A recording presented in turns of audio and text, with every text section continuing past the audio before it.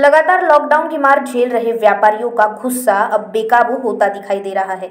Corona की संभवित तीसरी लहर का डर दिखाकर व्यापारियों के साथ अन्याय करने की बात कर रहे हैं। नागपुर शहर श्रेणी 1 में होने के बावजूद भी शहर को श्रेणी 3 के नियम झेलने पड़ रहे हैं। कोरोना के प्रारंभ से ही लॉकडाउन की मार झेल रहे व्यापारियों का हाल बेहाल है। बैंक के लोन की किस्त भरने तक के पैसे व्यापारियों के पास नहीं है।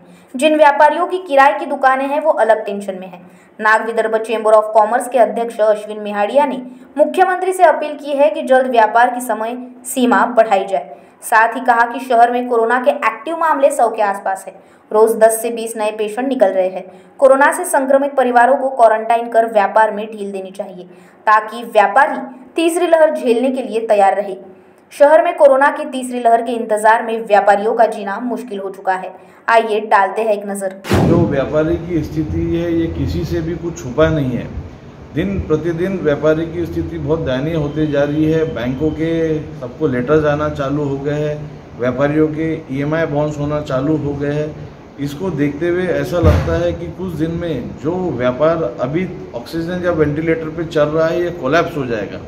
मैं माननीय मुख्यमंत्री जी से निवेदन करता हूं कि सर, कोविड की थर्ड लहर कब आएगी ये हमको नहीं पता, लेकिन उसका एक्सपेक्टेशंस के हिसाब से हम आज 2 महीने से तो बंद करके रखे हैं। क्यों ना हम पॉजिटिव सोचे कि थर्ड लहर नहीं आएगी और पूरा प्रिकॉशंस लेते हुए आप बाजार को समय आगे बढ़ाइए, बाजार का व्यापार का समय आगे बढ़ाइए, अन्यथा व्यापार पूरा खत्म हो रहा है। गलती से कल थर्ड वेव आ गई और पूर्ण लॉकडाउन की नौबत आ गई। जो आज व्यापार ऑक्सीजन या वेंटिलेटर पे है वो कल मृत्यु की शैया पे पहुंच जाएगा।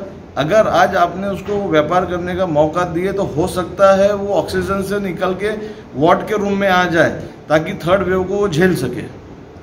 नागपुर शहर की बात करते हैं तो अभी भी यहाँ पर 4 बजे तक के निर्बंध लगे हुए हैं। नागपुर शहर की जो स्टेज है वो नंबर 1 की है, लेकिन 3 नंबर के जो है वो प्राविधान रखे गए हैं लॉकडाउन के, उस पर आपका क्या कहना है? मैडम, आप देख रहे हैं कि जो टेस्टिंग के डेली के रिपोर्ट्स आ रहे हैं उसके अंदर तकरीबन 8 से 9 हज़ार टेस्टिंग हो रही है और 20 से 50 मरीज हमको कोविड के मिल रहे हैं। मैं समझता हूँ कि जो 20 से 50 मरीज मिल रहे हैं उसमें हर परिवार के 2-3 ऐसा पकड़ के 4-5-6 परिवार के पेशेंट्स आते होंगे। मैंने कल ही हमारे माननीय महापौर दयाशंकर जी तिवारी का एक व्हाट्सएप देखा जिसमें उन्होंने कहा है कि नागपुर में 109 एक्टिव पेशेंट है। क्यों ना महानगर पालिका व्यापार बंद करने के बजाय ये जो 109 पेशेंट है जो इनको लगता है कि इन्फेक्शन पहुंचा सकते हैं, इनको एक प्रकार से नज़रबंद करके रखे ताकि ये अपने घरों से बाहर ना निकले, जिससे शहर में फिर से वास्तुस्थिति यही बनी हुई रहेगी कि कोविड बढ़ेगा नहीं।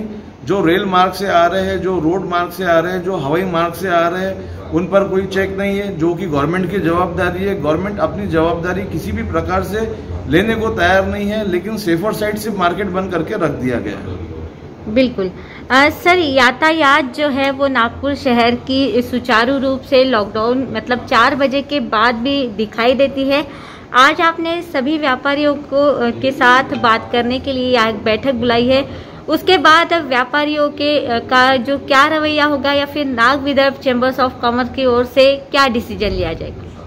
नहीं, व्यापारी वर्ग हमेशा यही चाहता है कि मैं अपना व्यापार करूं, परिवार का भरण पोषण करूं, मेरे यहाँ जो स्टाफ रहता है सुखी संपन्न रहे, उसी के साथ सरकार को टैक्स दूं। लेकिन vice president Nag Vidarbha chamber of commerce, पिछले 21 मार्च से जो कोरोना की पहली लहर आई तब से लॉकडाउन सेंट्रल गवर्नमेंट की तरफ से आया। व्यापारियों ने पूरा साथ दिया। अगर देखा जाए तो पूरे साल भर से लॉकडाउन ही है, व्यापारियों ने व्यापार किया ही नहीं।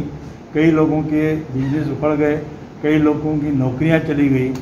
उसके बाद धीरे धीरे जब रास्ते पे आ रहा है, 2 बजे किया गया, 4 बजे किया गया, तो इसको हटा के हमने कलेक्टर साहब से मुलाकात की थी Nag Vidarbha chamber of commerce के थ्रू। कलेक्टर साहब सहमत हुए हमारे से और उन्होंने वहाँ रिक्वेस्ट भी भेजी, लेकिन अचानक उनका उसी दिन तबादला हो गया और वो हमारी रिक्वेस्ट जो धरी की धरी रह गई और मंत्रिमंडल ने ये निर्णय ले लिया एज इट इज़ रहेगा। तो इसमें व्यापारियों को बहुत अड़चन हो रही है। व्यापारियों को पहले ही व्यापार नहीं है और मेरा जैसे स्टेशनरी का व्यवसाय, स्टेशनरी व्यवसाय स्कूल बंद होने से वो भी व्यवसाय पूरा 1 साल से बंद है। तो गवर्नमेंट ने इसका ध्यान देना चाहिए और व्यापारियों को राहत देना चाहिए। बाकी रही आंदोलन वगैरह की बात, तो हम लोग मीटिंग बुलाते हैं, जैसे सब लोग तय करेंगे, सबकी इच्छा होगी तो वैसा करेंगे। चैम्बर तो वैसे व्यापारियों के भरोसे है, जैसा व्यापारी तय करेंगे वैसा हम करेंगे। बाकी हमारी कोई लड़ने की इच्छा नहीं है, व्यापारी लड़ाई करता नहीं, अपनी गद्दी पर बैठ के अपना व्यापार करता है। लेकिन अगर कोई मजबूर कर दे तो मजबूरी में व्यापार को सड़क पर उतरना पड़ता है। अच्छा, इतना ही हमारा कहना है। मुख्यमंत्री ने ध्यान देकर सहानुभूतिपूर्ण विचार करना चाहिए, इतना ही मेरा कहना है। बहुत बहुत धन्यवाद।